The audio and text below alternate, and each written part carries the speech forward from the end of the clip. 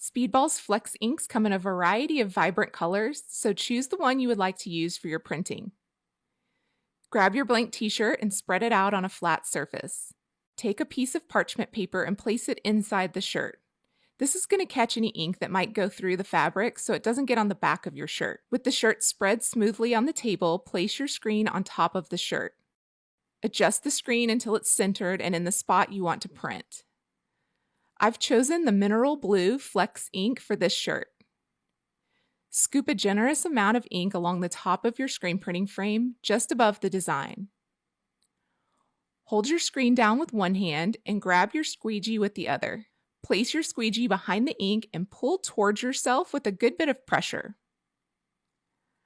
I like to go over the design 2 to 3 times, starting at the top each time.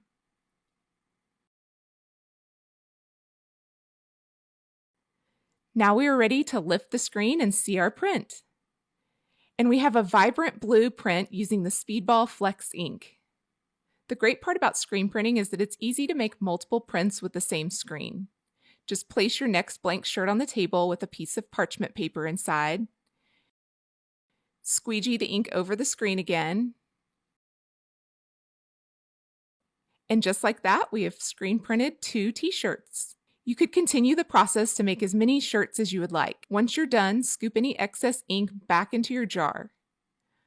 Flip the screen over and peel the painter's tape and vinyl off the screen. You can use a plastic palette knife or your fingers to remove all the vinyl pieces.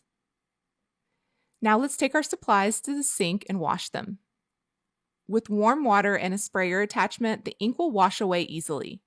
If water alone does not remove all of the ink, you can use Speedball Speed Clean to clean the screen. You need to allow Speedball FLEX ink to dry completely. The time it will take your ink to dry will depend on the temperature and humidity of your room.